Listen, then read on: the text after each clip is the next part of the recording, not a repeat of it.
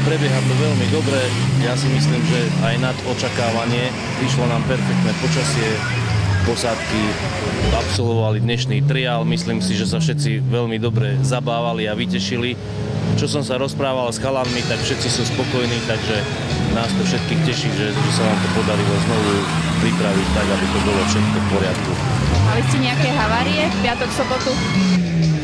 Tuším, na Ostrej bola jeden to položil na bok, alebo kotrmelec spravil, ale chvála Bohu sa mu nič nestalo a tu v dolinke bežne sa stane, že sa niektoré auto vyvráti na bok, ale tiež bez úrazu. No, tuším, že išlo na trať nejakých 50-60 aut na túto triálovú trať. S účasťou ľudí ste ako spokojní?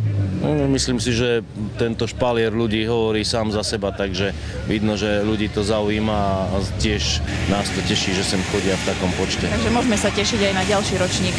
No určite, na rok by sme chceli pripraviť už 10. ročník, takže teším sa tiež.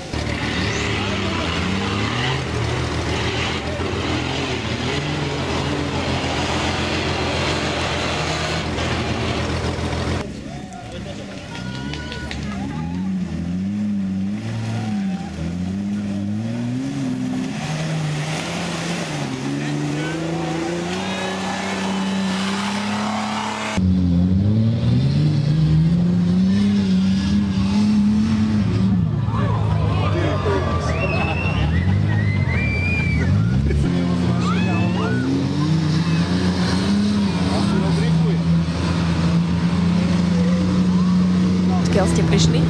Okres Prievidza. Ako sa vám jazdí dneska v Dolinke? Je to super ako každý rok. Je to tu pripravené, už to viac menej poznáme. Prešli ste bez problémov? Tak problémy sú vždycky nejaké, ale dá sa. Tak ako každý rok, tu je to bezkonkurenčné. Takýto dlhý úsek tráte to nevie nikto spraviť na Slovensku, ako tí Sočania.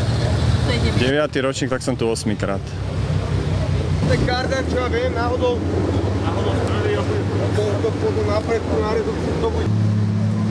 Zajko, nepadaj!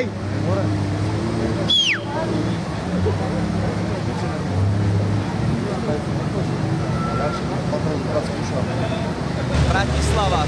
Ako sa vám páči dneska? Výborné. A piatok, sobota? Dobrá. Žiadne nehody ste nemali? Nie. Máte si prejsť dolinku? Ale áno, uvidíme, kam nás to posunie. No.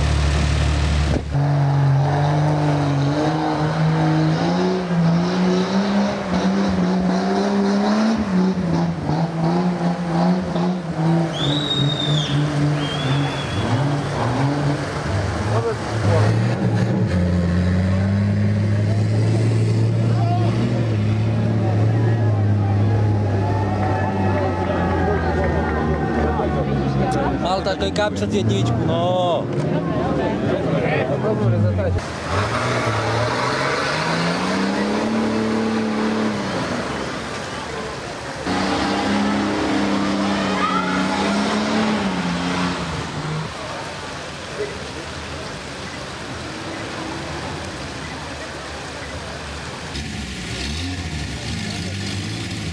Ako sa vám jazdí dneska v Dolinke? Super. Trať výborná, perfektne pripravené. Paráda. Piatok, sobota, ako sa vám jazdilo? Výborne. Ťažký terén, ale dalo sa. Veľmi dobrý, maximálne. Nič, žiadne technické závady. 4. raz. Žiadne technické závady, nič pohode.